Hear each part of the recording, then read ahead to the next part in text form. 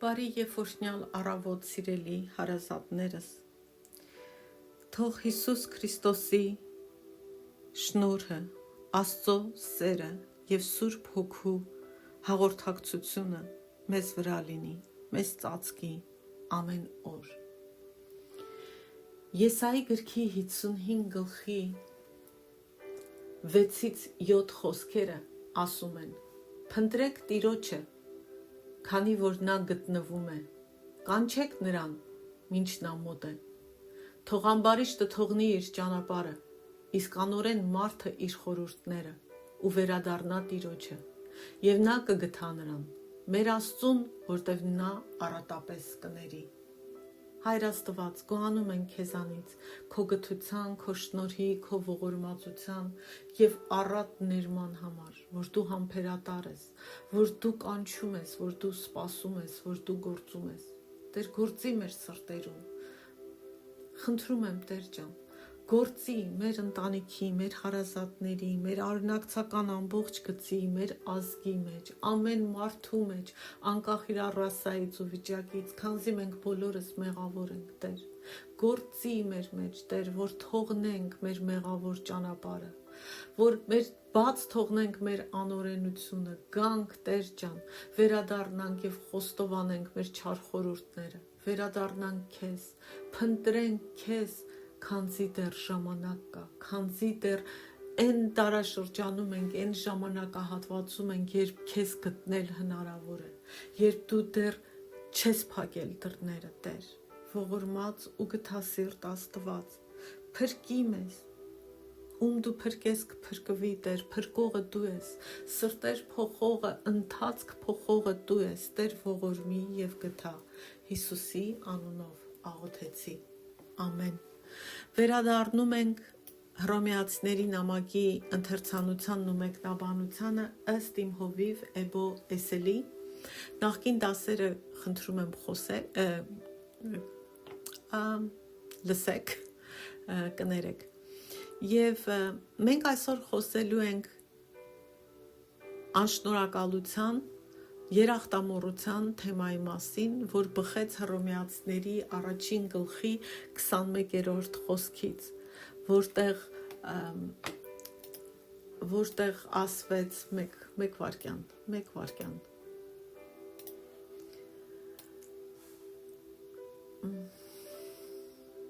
Քանի որ Աստծուն ճանաչելով նրան որպես Աստծու չփառավորեցին կամ գոհություն, շնորհակալություն չհայտնեցին, այլ իրենց մտածումներում ունայնացան և նրանց անմիտ սրտերը խավարեցին։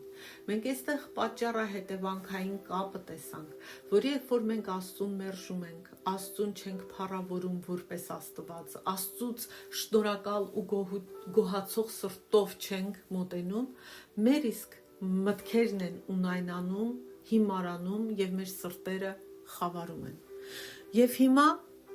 խոսենք անշնորհակալության մասին, անշնորհակալություն Աստծո հանդեպ։ Եվ անշնորհակալությունը Աստծո հանդեպ շատ լուրջ խնդիր է։ Շնորհակալությունը պետք է լինի մեր հիմնական արձագանքը Աստծո շնորհին և հոգացությանը, Աստծո բարությանը, Աստծո համբերատարությանը, Աստծո մեծահոգությանը և նաև Աստծո արդարության համար։ Եթե մենք շնորհակալ չենք, դա նշանակում է, որ մեր սրտում լուրջ խնդիր կա, նշանակում է, որ մեր սիրտը սկսել է խավարել և մեր միտքը ունայնանալ։ Դա ցույց է տալիս, որ մարդը չի ճանաչում Աստծո ինքնիշխանությունն ու բարությունը, Աստծո մեզ ցուցադրված հատկությունները։ Մշակութային առումով սա արտահայտվում է այն ժամանակ, երբ հասարակությունը կենտրոնանում է մարդու ձեռքբերումների վրա և անտեսում Աստծուն։ Բայց որպես հավատացյալներ, մենք կոչված ենք շնորհակալ լինելու ամեն ինչի մեջ, ամեն իրավիճակում, նույնիսկ տառապանքի մեջ, ինչպես ասում է Հակոբոսը. ամենայն ուրախություն հաշվեք, երբ փորձությունների մեջ եք ընկնում, որտև Քրիստոսի մեջ ամեն ինչ վերջնականապես ապահով է, ամեն ինչ վերջնականապես լուծված է, երբ մենք կորցնում ենք երախտագիտությունը, շնորհակալությունը, գոհությունը, ներսում ինչ որ բան փչանում է, կոտրվում է, մեր սիրտը գնալով ավելի ու ավելի խավարում է։ Եվ այստեղ ասվում է, որ նրանք շնորհակալ չեղան եւ արդյունքում ունայնացան իրենց մտքերում, իրենց մտածումներում։ Ունայն բառը նշանակում է դատարկ, անիմաստ, անհեթեթ մտածողություն։ Սա այն պահն է, երբ մարդը հեռանում է Աստծուց տրված ճշմարիտ գիտակցումից եւ անցնում է ինքնակենտրոն, եսակենտրոն, ինքնաարդարացնող, ինքնահավան, մեծամիտ, դատարկ մտածողության։ Սա մարդկության մտավոր եւ բարոյական անկման հստակ նկարագրությունն է։ Այսօր որքան էլ զարգացած լինի աշխարհը տեխնոլոգիապես, գիտելիքով, մենք տեսնում ենք, որ մարդիկ չեն կարողանում ճանաչել նույնիսկ պարզ ճշմարտություններ։ Օրինակ, երբ չի ճանաչվում, չի ընդունվում, որ մոր որովայնում գտնվող երեխան մարդ է, դա ցույց է տալիս մտքի այդ ունայնությունը։ Թեև արևմուտքը դարձել է այնքան զարգացած, տեխնոլոգիական առաջընթացով եւ գիտելիքի հասանելիությամբ, կարելի էր մտածել, որ մոր արգանդում ձևավորվող երեխային մարդիկ կճանաչեին եւ կընդունեին որպես մարդ։ Ընդունում էին, երբ քրիստոնեությունն էր հաստատված այս երկրներում,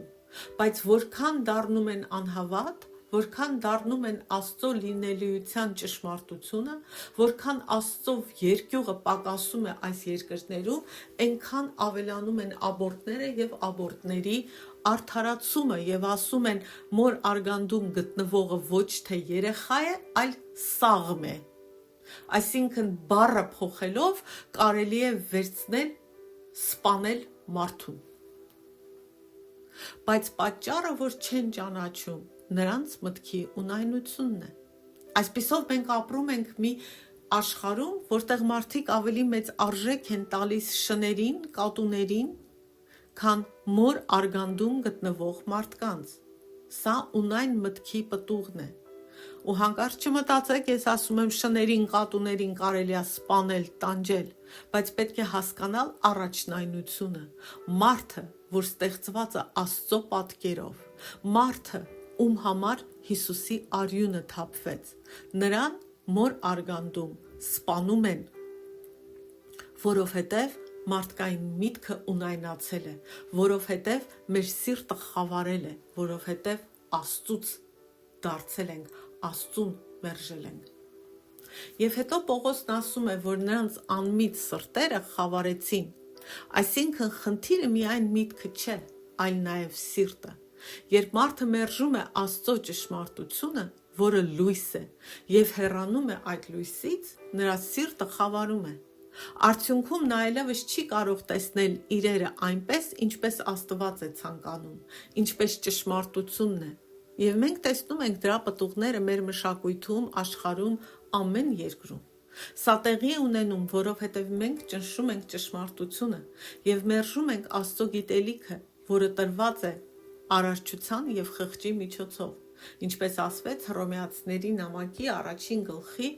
1-րդ խոսքում։ Եվ մենք բոլորս հետո տրտնջում ենք, ասում ենք, «Էս ինչա դարձել այս աշխարհը, ինչքան դաժանություն, ինչքան եսիմինչ»։ Բայց մենք չենք հասկանում, որ մենք ամենքս դեր ենք խաղացել այդ ամենում։ Այնուհետև շարունակում է ասելով, որ նրանք դարձան հիմարներ։ Հիշեք, Պողոսը գրում է Հռոմում գտնվող քրիստոնյաներին։ Մի միջավայր, որտեղ կային հույն փիլիսոփաներ, ստոիկներ, այլ մտածողներ։ Նրանք կարողանում էին բացատրել շատ բաներ, բայց այդ գիտելիքը նրանց չբերեց դեպի Աստված։ Այսօր էլ գիտությունը շատ զարգացած է, ամենազարգացած հեռախոսներն ու արբանյակները ու չգիտեմ ինչերն ունենք, բայց այդ ամենը մեզ չի բերել դեպի Աստված։ Մի կողմից կա բարձր ինտելեկտուալ միջավայր, ինչպես այսօր է, մյուս կողմից Աստծուց հեռացում, աստվածամերժություն։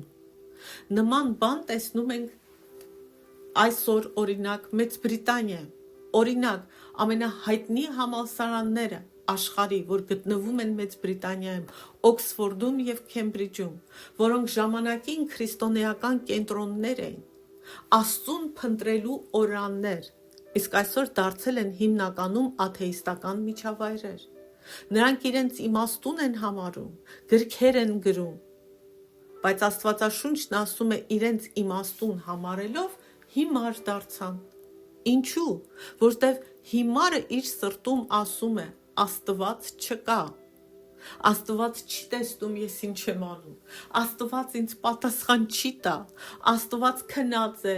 Աստված ինձ չի դատում, թող Աստված այն մյուսին դատի, ես լավն եմ։ Եվ դա մենք չենք ասում միայն մեր խոսքերով, այլ մեր ապրելակերպով, մեր կյանքի ոճով։ Այնուհետև Պողոսն ասում է 23-րդ խոսքում, որ նրանք փոխեցին անմահ Աստծո փառքը մահկանացու մարդու,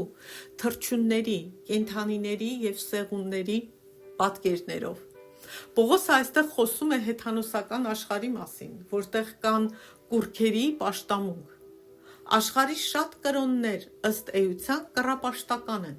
Մարդիկ երկրպագում են պատկերների, իկոնաների, կատարում են տարբեր ծեսեր եւ այլն։ Եվ Պողոսն ասում է նրանք փոխեցին Աստծո փառքը այդ ամենով։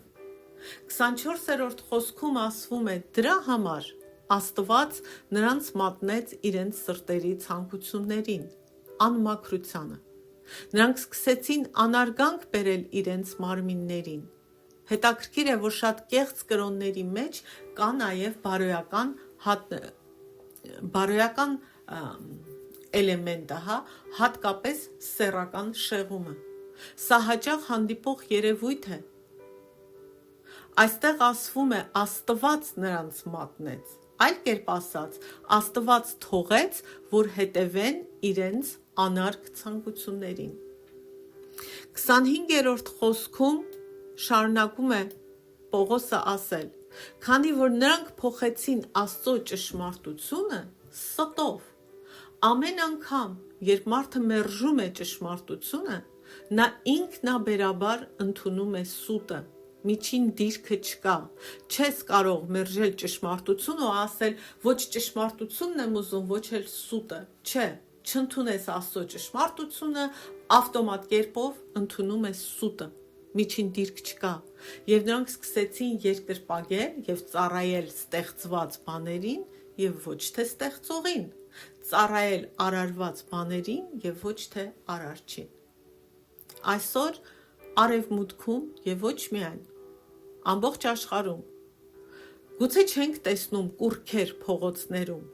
բայց մարդիկ երկրպագում են փողին, փառքին, գեղեցկությանը, հաճույքին։ Դրանք դառնում են ավելի կարևոր, քան Աստված։ Բայց շատ ու շատ երկրներում դեռ կուռքեր էլ կան։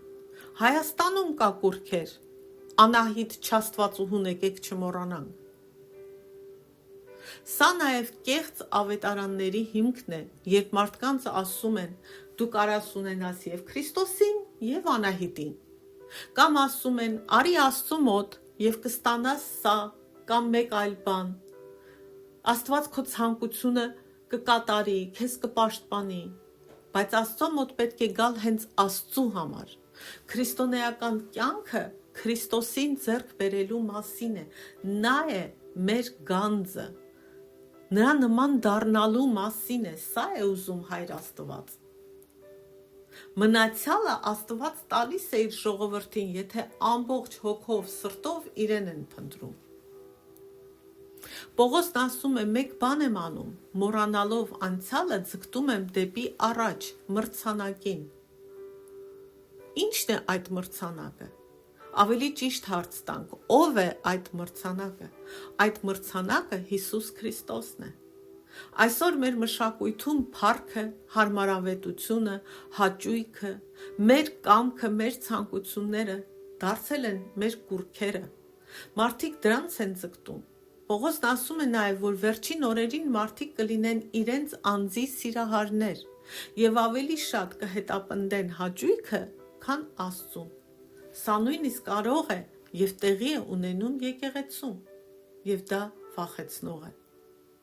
Երբ մարդը չի ճանաչում Աստծուն իր առօրյա կյանքում, չի փառաբանում Աստծուն, շնորհակալ չի լինում Աստծուց,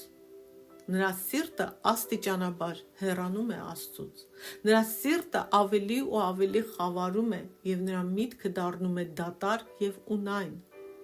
Եվ վերջում ասվում է, որ նման մարդկանց, որ մեզանից բոլորս ենք, Աստված մատնեց իրենց սրտի այդ ցանկություններին։ Գալիս է մի պահ,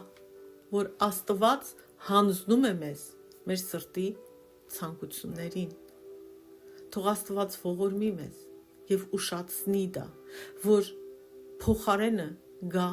ապաշխարություն, մեղքերի խոստովանություն ու դարձ, եւ ոչ թե որ Աստված մեզ մատնի մեր այդ ցանկություններին ու մենք կորսվենք։